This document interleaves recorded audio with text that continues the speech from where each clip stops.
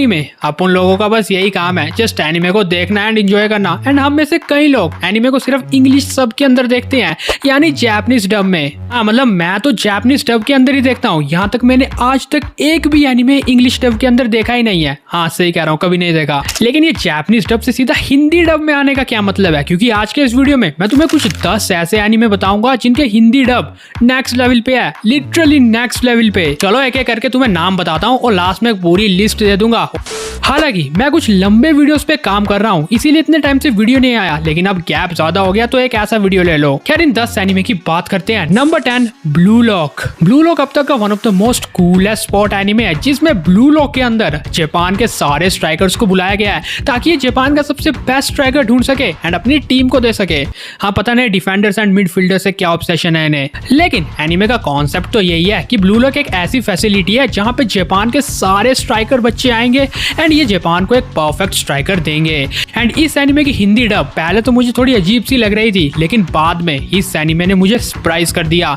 अगर तुम इस एनीमे के मिड में पहुंचोगे तो तुम्हें पता चलेगा कि हिंदी डब से भी गूसबम्स आ सकते हैं। मतलब इसागी, बाजीरा, चिगरी, नागी और न जाने कितने कैरेक्टर्स की डब लिटरली नेक्स्ट लेवल पे है। Number 9 zoom 100 the bucket list of dead. अब ज़ूम 100 का डब भी कमाल का है एंड इसकी स्टोरी भी एकदम सिंपल है, ज़ॉम्बी एपोकलिप्स वाली। मतलब अकीरा तोंदो हमारी तरह एक नॉर्मल लौंडा जो अपनी नॉर्मल जिंदगी बिता रहा था, लेकिन अचानक देखता है कि जापान में तो ज़ॉम्बीज फैल गए हर जगह। एंड बस यही इस एनीमे का कॉन्सेप्ट है। अब इसके ऊपर मैं ज्यादा कुछ नहीं कहूंगा क्योंकि मैंने इसका सिर्फ एक ही एपिसोड हिंदी में देखा है अभी। हाँ देख रहा हूँ अभी, लेकिन एक मुझे काफी कमाल का लगा तो तुम्हें भी देखना चाहिए। नंबर 8 सुजुमे।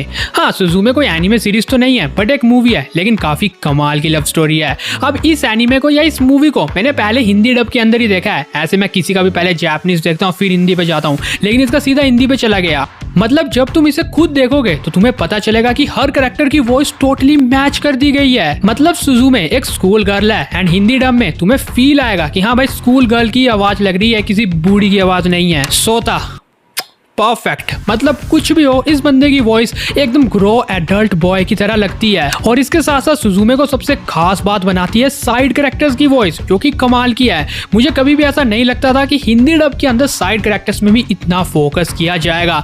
तुम भाई किसी की भी वॉइस उठा के देख लो इस पूरी मूवी के अंदर, तुम्हें ऐसा लगेगा कि परफेक्ट इंप्लीमेंट की गई है। Number 7 jujutsu Kaisen. अब इसके बारे में बताने की जरूरत तो मुझे नहीं लगता है एंड इवन तुमने भी हिंदी डब कई बार देखा ही होगा एंड सचमुच कमाल का है। मतलब नो डाउट हिंदी डब इतना कमाल का है कि मैं क्या कहूँ तुम्हें। सुकना की वॉइस में वो फेयर दिखता है, गोजो की वॉइस में वो करेक्टर दिखता है जो कि उसका ओरिजिनल है। ऐसा लगता है भाई सीधा मांगा से ही बात कर रहा है गोजो। ननामी एक एडल्ट फ्रस्ट्रेटेड मैन, एकदम परफेक्ट डब किया गया है। नोवारा की भी ठीक ठाक है एंड इसके अलावा फुशीगुरो की तो नेक्स्ट लेवल पे लगी मुझे। बट ये इतना नीचे क्यों है? आई गेस तुमने सुन के रखा होगा कि इसकी डब तो नेक्स्ट लेवल पे है, लेकिन इन्होंने अटैक्स के नेम चेंज कर दिए, अनंत काल, घास की गुड़िया की टेक्निक और न जाने क्या कुछ। और इसी रीजन की वजह से इस एनीमे को लोग हिंदी में क्रिंज मान रहे थे। भाई देखो मेरे पर्सनल ओपिनियन पे अगर हिंदी एंड इंग्लिश का एक मिक्स कॉम्बिनेशन किया गया हो एंड अटैक्स के नेम नहीं बदले हो, तभी वो एनीमे सक्सेसफुल होगा हिंदी के अंदर। क्योंकि भाई तुम ऐसे अजीब से नाम रखते होगे तो भाई वो कार्टूनिस्ट सा लगता है, एनीमे वाली फील नहीं आती। तो इसीलिए वो हिंदी एंड इंग्लिश का कॉम्बिनेशन बनाना काफी इंपॉर्टेंट है। Number 6 martial magic and muscle. अब अगर तुमने ये एनीमे नहीं देखा है तो भाई क्या कर रहे हो, देखो इसे। ये कहानी है मैश बर्टेन नाम की एक बंदे की जो कि मैजिक नहीं जानता। चलो ध्यान से समझाता हूँ। तो बेसिकली इस एनीमे के अंदर हर कोई मैजिक जानता है एंड हर कोई मैजिशियन है, लेकिन जो मैजिक नहीं जानता है उसे सीधा उड़ा देते हैं। मतलब सदियों से यही परंपरा चलती आ रही है कि जो मैजिक नहीं जानता उसका काट दिया जाएगा गला। लेकिन हमारे शो का मेन प्रोटैगनिस्ट है मैश बर्टन, जो कि मैजिक को बिल्कुल नहीं जानता। इसीलिए वो अपने सौतेले बाप के साथ जंगल में छिपके रहता है कि भाई इसको मैजिक तो आता नहीं, कोई मिल गया तो काट देगा इसका गला। लेकिन मैश के सौतेले बाप ने इसे ट्रेनिंग दमदार दी है। भले ये मैजिक नहीं जानता, लेकिन इसकी फिजिकल एबिलिटीज नेक्स्ट लेवल पे है। एक तरह से साइतामा की तरह समझ सकते हो तुम इसे। तो इसीलिए तुम्हें ये एनीमे देखना चाहिए, क्योंकि ये लौंडा सिर्फ स्ट्रेंथ से मैजिक से टक्कर लेता है। एंड जहां तक इसकी डबिंग की बात आती है, नेक्स्ट लेवल। क्योंकि अगर हम मैश की बात करते हैं तो इसकी वॉइस को देख के साफ लगता है कि भाई इसका करेक्टर क्या है, कॉमेडी सा एंड शरीफ सा। एंड इसका डब आर्टिस्ट बिल्कुल सेम वाइब देता है। बाकी करेक्टर्स की भी कमाल की है। तुम लेंस की आवाज उठा के देख लो, लगता है कि भाई ये सीरियस लौंडा है तो सीरियस हो गए बोलता है। पहले मुझे लेमन की वॉइस में थोड़ा बहुत अजीब सा लगा था, लेकिन बाद में आदत पड़ गई। और भाई अपना ग्रैंड वार्डन नहीं, वो तो सीओसी में होता है। अपने वार्डन की वॉइस को देख के भी लगता है कि भाई किसी बुढ़ऊ ने वॉइस डब किया है। ऐसा नहीं है कि कोई यंग सा बंदा बूढ़े कैरेक्टर्स की वॉइस डब करता है। अक्सर कई बार ऐसी मिस्टेक हो गई है हिंदी डब में। कुछ अटैक्स के नाम को भले ही बिगड़ाया हो, लेकिन वो फनी करने के लिए किया है, जो कि इस एनीमे का कॉन्सेप्ट भी है। इसीलिए ये एनीमे हिंदी के अंदर तुम्हें जरूर चेकआउट करना चाहिए। Number 5, solo leveling. अब इसके बारे में मुझे बताने की जरूरत नहीं है, क्योंकि तुम लोगों को ऑलरेडी पता ही है। इवन मैंने भी कई बार बात की अपने चैनल पे। अचानक से डंजन्स खुल गए, मॉन्स्टर्स आ गए एंड अपना मेन कैरेक्टर वर्ल्ड का सबसे स्ट्रॉन्गेस्ट हंटर बनने के लिए चल पड़ा। और सोलो लेवलिंग की मागवा को कंप्लीट करने के बाद मैं एक चीज तो साफ कहता हूँ कि हिंदी डब में दम तो है। मतलब मेन कैरेक्टर संग जिन वू की वॉइस जिस तरह से डब की गई है वो कमाल की बात है। तुम्हें वॉइस सुन के ही लग जाएगा कि हाँ 24-25 साल का लौंडा है जिसका ट्रांसफॉर्मेशन हुआ है एंड अब वो वर्ल्ड का स्ट्रॉन्गेस्ट हंटर बनने जा रहा है। एंड इसके साथ साथ कुछ साइड कैरेक्टर्स की वॉइस ने मुझे डिसअपॉइंट किया था, बट इतना ज्यादा भी नहीं। मतलब ऐसे साइड कैरेक्टर्स जिनका ज्यादा रोल नहीं है। और बाकी जो फाइट सीन्स के अंदर इमोशंस ऐड करने हैं, चिल्लाना है, वो भी संग जिन वू के वॉइस आर्टिस्ट ने कमाल का किया है। भाई इस शो का मेन प्रोटैगनिस्ट संग ही है, बाकियों का ज्यादा रोल ही नहीं है, पूरी मागवा में भी नहीं है। लेकिन मैं एक चीज श्योर कर देना चाहता हूँ, अगर तुमने सोलो लेवलिंग की मागवा पढ़ रखी है तो तुम्हें तो डेफिनेटली हिंदी डब पे ट्राई करना चाहिए, क्योंकि सेम वाइब्स आ रही है सचमुच। Number 4, spy x family. अब डेफिनेटली ये एनीमे लिस्ट में ऊपर है, क्योंकि इसकी डबिंग नेक्स्ट लेवल पे है बाकी एनीमे के मुकाबले में। अब एक बात तो साफ है, जिन एनीमे में ओवरपावर्ड फाइट सीन्स नहीं होते, अटैक्स के नेम कॉम्प्लिकेटेड नहीं होते, उन एनीमे की हिंदी डबिंग ऑटोमेटिकली बेस्ट हो जाती है। एंड उसी में से एक है स्पाई एक्स फैमिली। अब ये शो जर्मनी के उस कॉन्सेप्ट के ऊपर बेस्ड है, यानी नॉर्थ एंड साउथ की लड़ाइयां हर जगह हो रही है एंड इधर उधर डिटेक्टिव्स जा रहे हैं। और इसीलिए शो का मेन प्रोटैगनिस्ट है लॉयड फोजर यानी ट्वाइलाइट, जो कि अब तक का सबसे बेहतरीन जासूस है। अब इस एनीमे की डबिंग लिटरली तुम्हें नेक्स्ट लेवल पे ले जाने वाली है, क्योंकि एक एडल्ट मैन की वॉइस कैसे होती है वो लॉयड फोजर की वॉइस से साफ लगता है। और बाद में इसे मिशन मिलता है कि अब इसे एक फैमिली बनानी पड़ेगी, फेक फैमिली। इसीलिए ये एक बच्ची को अडॉप्ट करता है, जो की थी आन्या। अब आन्या की एज 6 साल की थी। एंड सबसे पहले जब मैंने इसकी हिंदी वॉइस सुनी तो मुझे ऐसा लगा कि भाई ये तो क्रिंज है, लेकिन जब तुम एक एपिसोड देख बैठोगे तो तुम्हें लगेगा भाई this is perfect, I mean absolutely brilliant. ज्यादा ओवर एक्टिंग हो गई, लेकिन मैं ये कहना चाहता हूँ कि तुम्हें ऐसा फील आएगा कि भाई 6 साल की कोई बच्ची बोल रही है। एंड सचमुच इसकी वॉइस सुन के तुम्हें कमाल का लगने वाला है, सुन के देखो एक बार।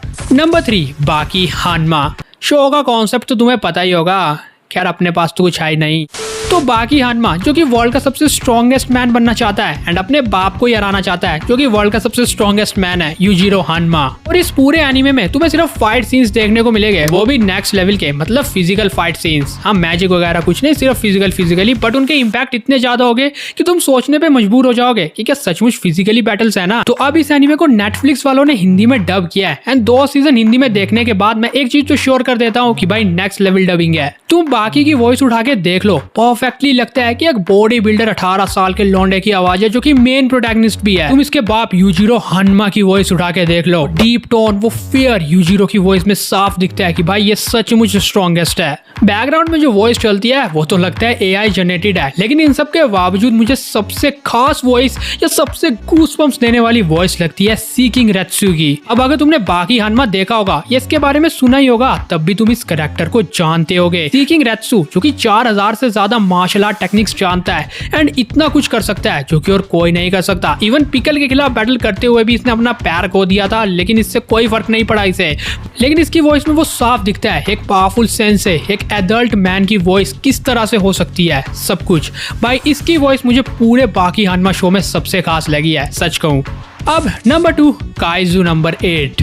अब काइजू नंबर 8 अभी रनिंग में है एंड अभी इसके 10 एपिसोड आए हैं। आज मैं सैटरडे को रिकॉर्ड कर रहा हूँ, आज आने वाला थोड़ी देर में। लेकिन इन 10 एपिसोड्स को मैंने हिंदी में ही देखा है एंड पर्सनली ये 10 के 10 एपिसोड कमाल के हैं। भाई रैनो की वॉइस को देख के लगता है कि भाई एक यंग लोंडे की आवाज है। मेन कैरेक्टर है काफका हवीनो, जिसकी वॉइस को देख के लगता है कि हाँ भाई 32 साल का ये लोंडा, उस हिसाब से डब की गई है। वाइस कैप्टन की वॉइस एकदम परफेक्ट है, क्योंकि वो एक बैडएस कैरेक्टर है। और इस शो की सबसे खास बात, जितने भी साइड कैरेक्टर्स हैं जो कि काइजू से बैटल करते रहते हैं, उनको भी परफेक्टली बैलेंस किया गया है वॉइस के मामले में। पूरे एनीमे के अंदर वैसे ओवरपावर अटैक्स बोले नहीं जाते, लेकिन अगर कुछ बोलते हैं तो उसे इंग्लिश में ही रखा गया है, जो कि हिंदी एंड इंग्लिश के कॉम्बिनेशन को एकदम इक्वल कर देता है बाकी एनीमेस के मुकाबले में, जैसे जेजे के।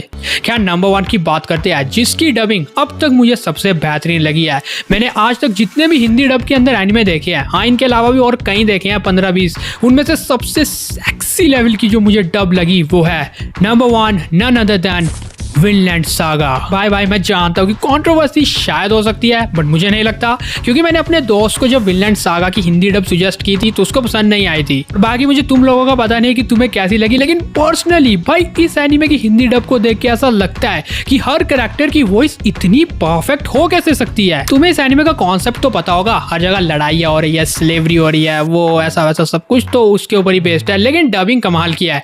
देखो इस एनीमे का मेन प्रोटैगनिस्ट है थॉरफिन, जो कि अपने बाप का बदला लेने के लिए एस्केनार्ड का पीछा करते करते उसकी टीम में ही शामिल हो जाता है, लेकिन लास्ट में कोई और ही उसे मार जाता है। लेकिन मेन बात डबिंग की है। थॉरफिन की 5-6 साल की वॉइस उठा के देख लो, 13-14 की उठा के देख लो, या उसके एडल्ट फॉर्म में उठा के देख लो, तीनों वॉइस एकदम परफेक्टली की गई है। 4-5 साल के बच्चे को देख के यहाँ बच्चा है, फिर 13-14 साल में वो एग्रेशन, वो गुस्सा उसकी वॉइस में, जो कि एस्केनार्ड के ऊपर साफ दिख रहा था, एंड उसी गुस्से में पूरा सीजन डब किया गया है। फिर सीजन 2 के अंदर जब थॉरफिन बड़ा होता है तो उसकी वॉइस में वो काल्मनेस, वो शांति देखने को मिलती है कि भाई अब लौंडा सुधर गया है, अब इसका कोई भी दुश्मन नहीं है।